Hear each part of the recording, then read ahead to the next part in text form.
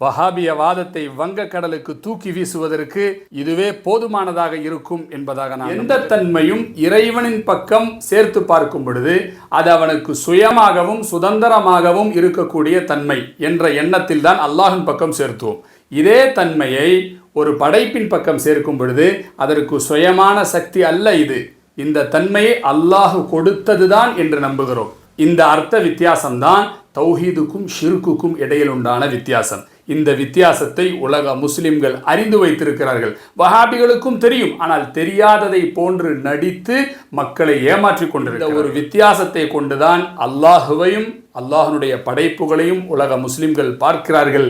இதனால் நிகராக்குவது என்ற பேச்சுக்கு இடமே கிடையாது. ஏன்னா வணக்கத்திற்குரியவன் அல்லாஹு ஒருவன் தான் என்கிற கொள்கை எங்களுடைய நாடி நரம்புகளில் ஓடிக்கொண்டுதான் இருக்கிறது. அல்லாஹுக்குண்டான பெயரை அல்லது அந்த தன்மையை ஒரு படைப்பிற்கு நாம் சொல்லும் பொழுது அது அல்லாஹு கொடுத்ததுதான் என்ற எண்ணத்தில் தான் நாம் சொல்லுகிறோம். அவர் வணக்கத்திற்குரியவர் என்ற எண்ணத்தில் நாம் சொல்வது கிடையாது. அவர் இலாஹாக இருக்கிறார் என்ற எண்ணத்திலும் சொல்வது கிடையாது. அல்லாஹுவை தவிர வேற யாருக்கும் உயிர் கொடுக்குகிற சக்தி இல்லை என்று நாம் நம்புகிறோம். அதுதான் உண்மை என்று இருந்தாலும் குர்ஆனில் 2 நபர்கள் நாங்களும் உயிர் கொடுப்போம் என்று சொல்லியுள்ளார்கள். அதில் ஒன்று தௌஹீது, இன்னொன்று ஷிர்கு.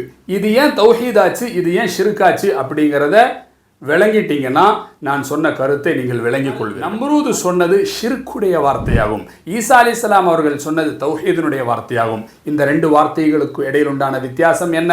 நாம் சொன்ன அர்த்த வித்தியாசம்தான். நம்ரூது சொல்லும் பொழுது நான் இலாஹாக இருக்கிறேன் என்ற எண்ணத்தில் தான் சொல்லுகிறான். அதன் காரணமாக நான் வணக்கத்திற்குரியவனாக இருக்கிறேன் என்ற எண்ணத்தில் தான் சொல்லுகிறான். அதனால் அதை ஷிர்க் என்று சொல்லுகிறோம். இதே வார்த்தை ஈசா அலைஹிஸ்ஸலாத்து வஸ்ஸலாம் அவர்கள் சொல்லும் பொழுது பி இதினில்லா, இது என்னுடைய சொந்தமான திறன் கிடையாது, இது பி குதுரத்திஹி, அல்லாஹுவனுடைய திறனை கொண்டு அல்லாஹு கொடுத்த திறன் தான் இது. இதன் காரணமாக நான் கடவுள் என்றோ கடவுளின் மகன் என்றோ வணக்கத்திற்குரியவன் என்றோ வாதம் எனக்கு கிடையாது என்ற நிய்யத்தில் தான் ஈசா அலைஹிஸ்ஸலாம் அவர்கள் சொல்லுகிறார்கள். அது ஷிர்க் அல்ல, அது தௌஹீதாகும்.